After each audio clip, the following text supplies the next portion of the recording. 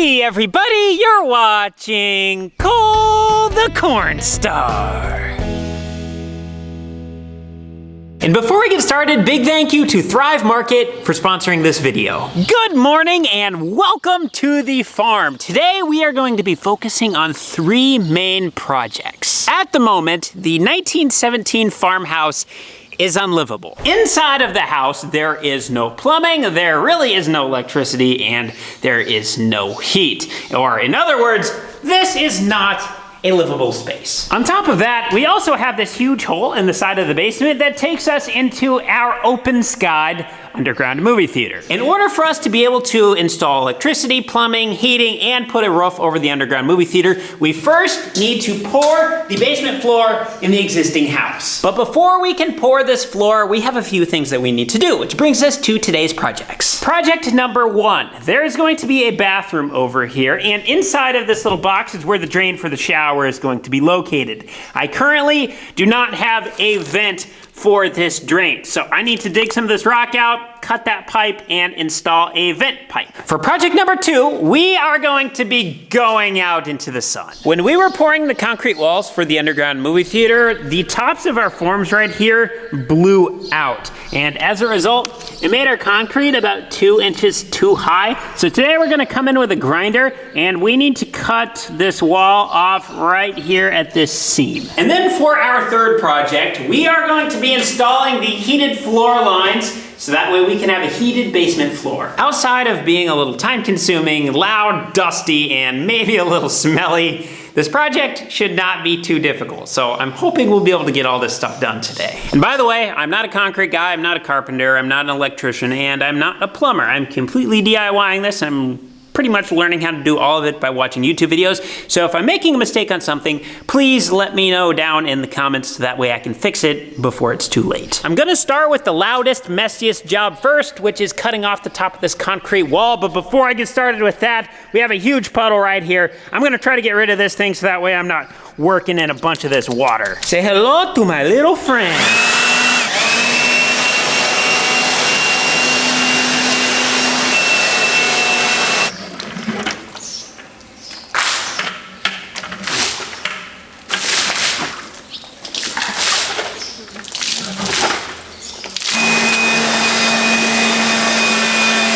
Full transparency, I am not really looking forward to cutting this at all. It's gonna be loud, very dusty.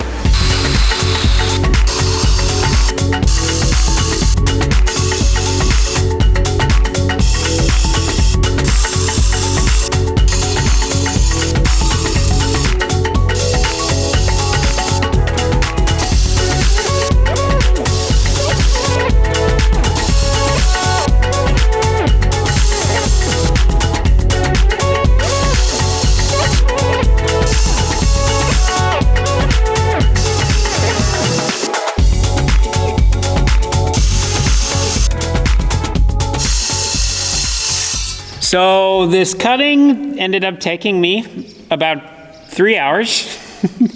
And now we're gonna try to chip off the top with hammers.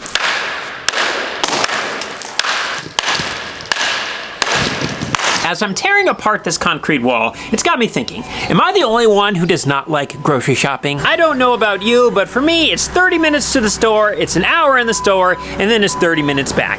There's 2 hours. And on top of that, I'm pretty sensitive to really processed foods, so it makes my options pretty limited. This is where Thrive Market comes into play. If you're not familiar with Thrive, it is online healthy grocery shopping delivered right to your front door. With over 6,000 products, they have almost everything you need. Did I mention you don't have to leave your house? On top of being able to shop from my house and have it delivered right to my front door, my favorite thing about Thrive is the fact that they restrict over 1,000 questionable ingredients. Just look at these products. Everything is organic, grass-fed and finished. Only 2 ingredients that you can actually pronounce. And it doesn't stop there. Thrive also has a low price guarantee, and orders over $49 are shipped for free. If you would like to give Thrive Market a try, click the link in my description box or go to thrivemarket.com/CallTheCornStar to receive 30% off your first order and a free gift when you join Thrive Market today. Once again, scan the QR code on screen, go to the link in the description, or go to thrivemarket.com/CallTheCornStar.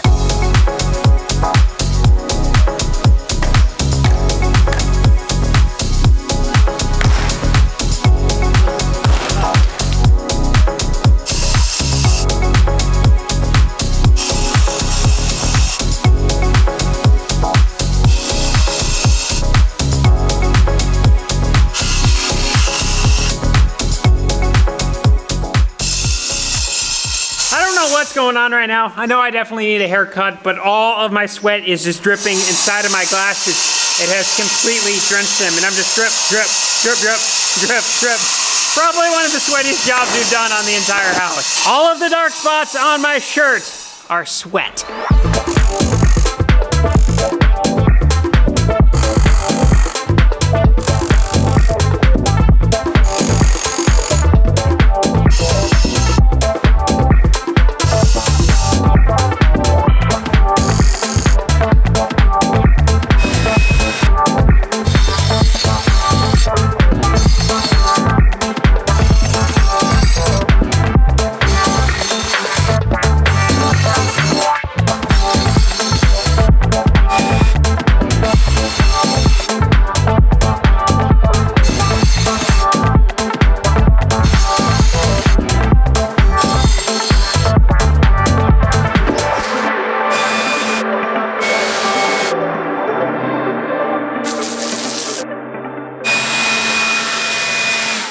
Even though it took 6 hours longer than I was anticipating, we got the wall cut down. This was such a sweaty, dusty job. It literally feels like I have like 4 extra layers of skin on right now. So here's what we just did. This is a diamond cutting blade. We ended up doing our horizontal cuts with this, the ones that took 3 hours, and we were able to get into the concrete about that far. To give you a little visual, we were able to get into the wall about this far with the blade, and our wall is that thick. So we did this much on this side, and we did this much on this side. Once we got done cutting, we picked up our sludge hammer, and we started smacking some concrete. After smacking out our cutout spots, our wall now looked something kind of like this. We had our little area we cut out that was all chipped away, but we still had this big old chunk of concrete in the middle. This is where we picked up our diamond blade again, and we started doing perpendicular cuts every 12 inches. And then we whipped out the SDS Max hammer drill with a chipper bit in it,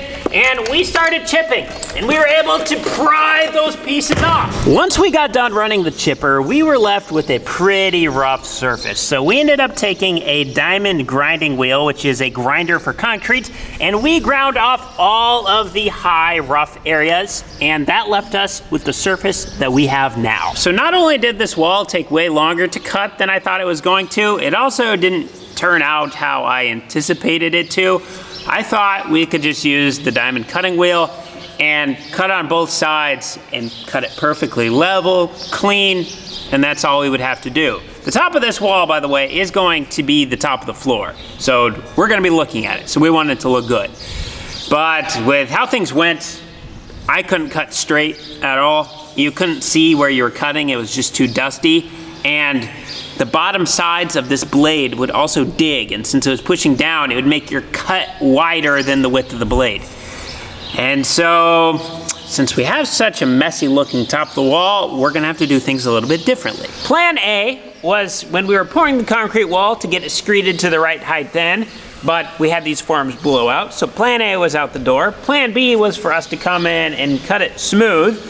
Obviously we saw that didn't work. So we are now moving on to plan C, which is we are going to be rebuilding the top of this wall. In order for us to rebuild this wall, the first thing we need to do is we need to lower the height of the top of this by about 1/2 inch. Unfortunately, yes, we are going to be getting dusty again.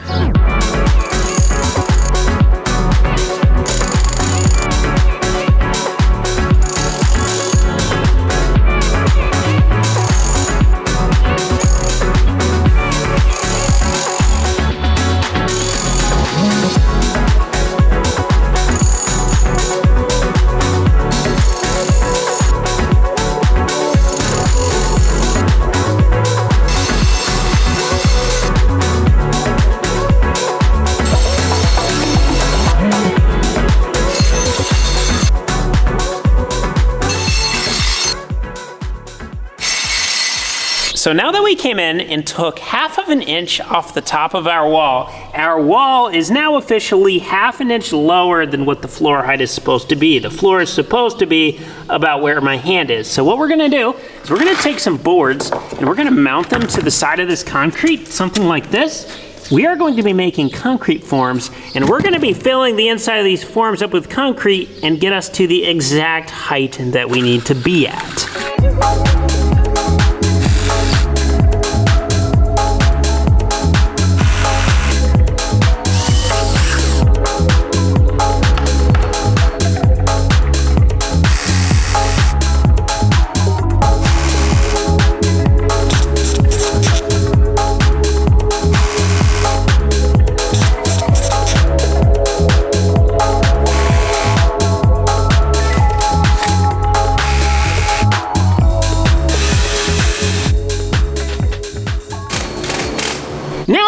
Form boards on, it's a lot easier to make sense about what's going on. The top of our form boards is going to be the height of the floor. So we're simply just going to fill this entire cavity all the way to the top of our forms, so that way we will have a nice flat wall going all the way across. Pro tip, don't forget to seal your edges, otherwise you're gonna make a big mess down the side of your form. For the concrete we are going to be using this non-shrink grout. This is basically concrete except for it's on steroids. Normally concrete will have chunks of rock inside of it, where this non-shrink grout actually just has sand, and normal concrete would usually be 3,000, 4,000, or 5,000 PSI, where this non-shrink grout is 8,000. To be completely honest, the 3,000, 5,000, 8,000 PSI thing, it really doesn't matter. It's just going to be foot traffic going over this concrete that we're gonna be pouring, so strength really isn't the issue here. The reason why we chose this non-shrink grout is because we can pour it down to 1/2 inch thin with no problems. This stuff has sand inside of it instead of having chunks of rock. And then lastly, we can mix this stuff really wet, and it almost turns it into a flowable compound, or it does turn it into a flowable compound that almost basically self-levels itself. And so with those combinational factors, non-shrinkable grout was our best option. This stuff is like 3 times more expensive than concrete. So one of these bags is about $15, where your regular concrete would be like $5. This stuff is super sensitive to water, so we need to get an exact measurement of how much we are going to need. Okay, if we want this to be flowable, we need 4 liters per 50-pound bag. So 8 bottles of water.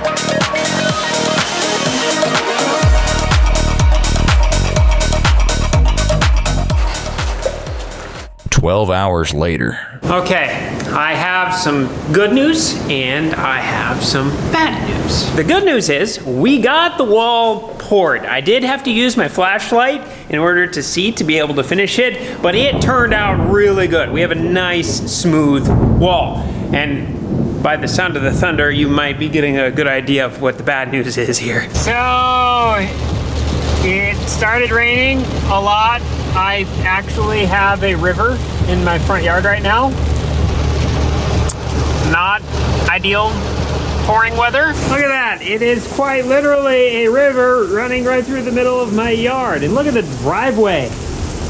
Way more water. That's the wall that we just got done pouring, and we have a swimming pool down there. Oh no.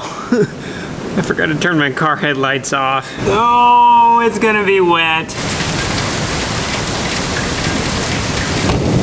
Fortunately for us, the wall that we just poured is 100% okay. The non-shrink grout that we used is walkable in just a couple hours. And so we poured that thing like 10 hours ago, 12 hours ago. So we have no issue whatsoever when it comes to this rain on that.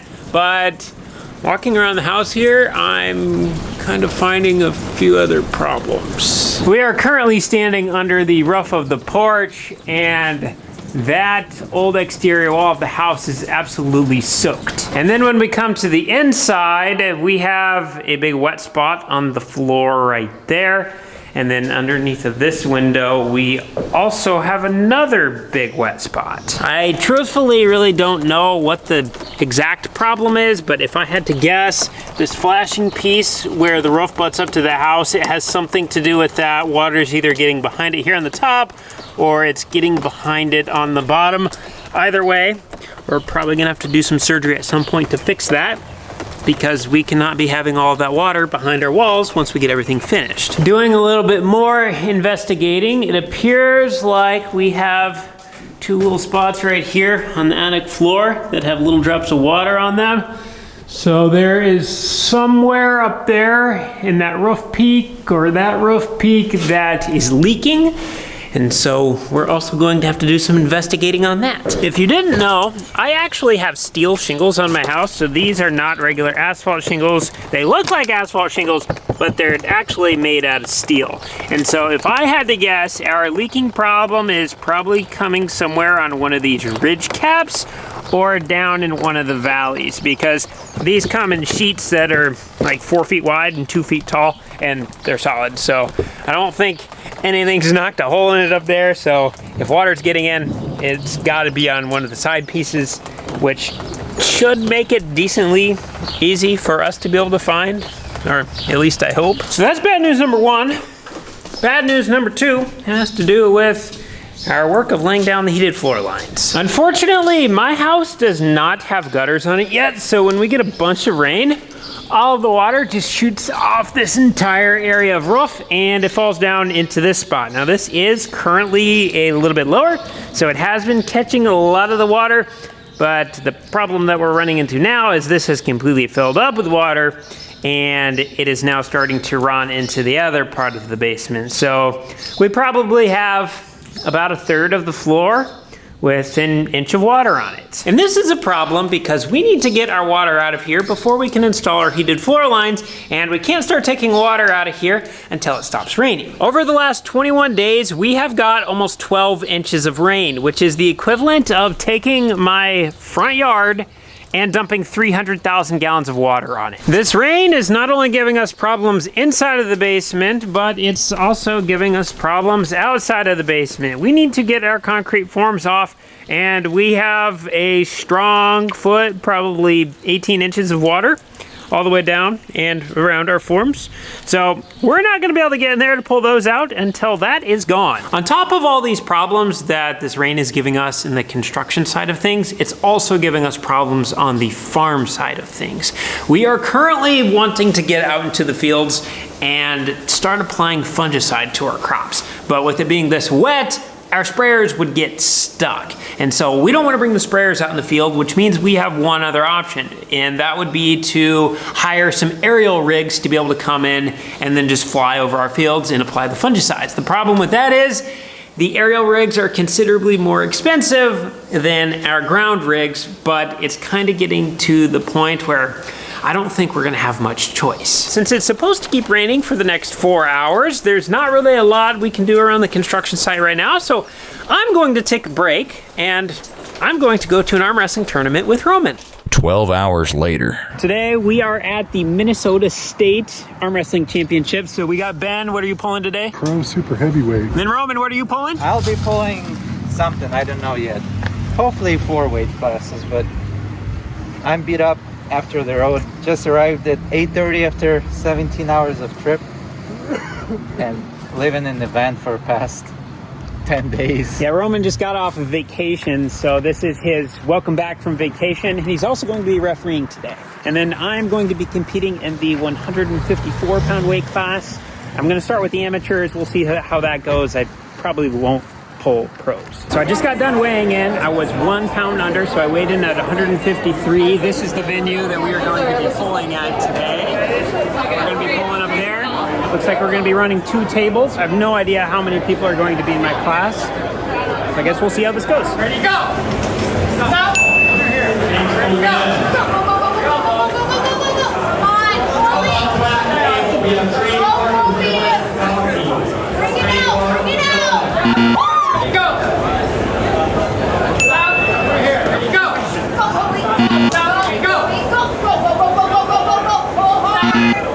So I just got done with my left-handed matches. There was only 3 of us in our class. I ended up taking second. Honestly, it felt pretty good. The guy just had a really big hand and I couldn't get around it, but I think my arm is stronger, so it's just practice on how to get better with that.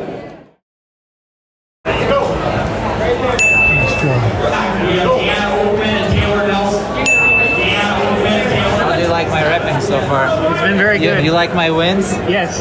Okay. Well, keep going.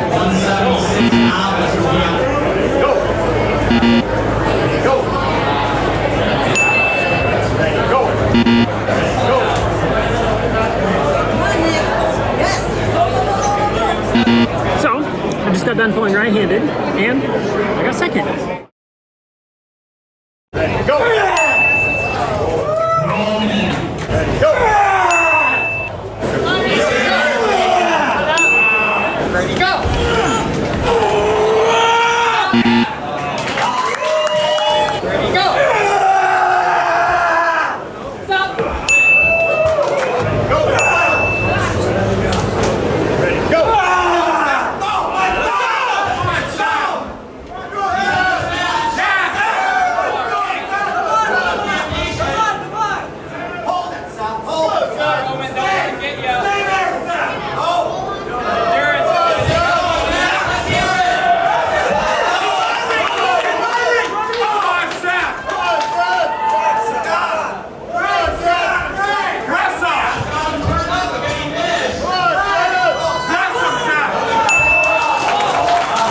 How is that, Roman? It was good, but the injury was borderline. So it was one of those things you were thinking, should I or shouldn't I? But thankfully, it was good.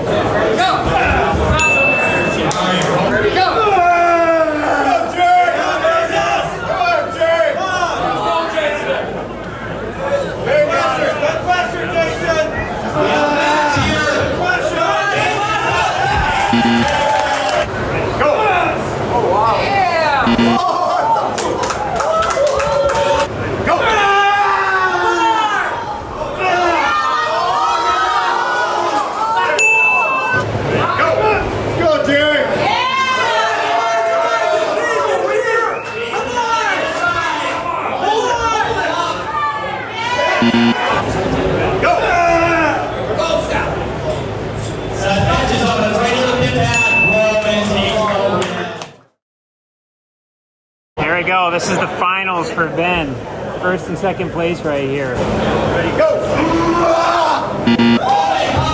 We made it home safely from the arm wrestling tournament. I ended up getting second place with both my right hand and my left hand. Roman got first place in 2 of his classes, and then he got second place in his other 2 classes, and then Ben ended up getting second place in the open with his left hand and did not place with his right. So all in all, we had a really good day of arm wrestling, and I am super sore. Back to the farm now. I apologize, we are not going to be able to get to lay the heated floor lines today. Our concrete project just took longer than I anticipated. Otherwise, we would have got this, and then also if we wouldn't have got that rain. But sometimes that's just how the cookie crumbles. But I don't like saying that I'm gonna do something and then don't get it done.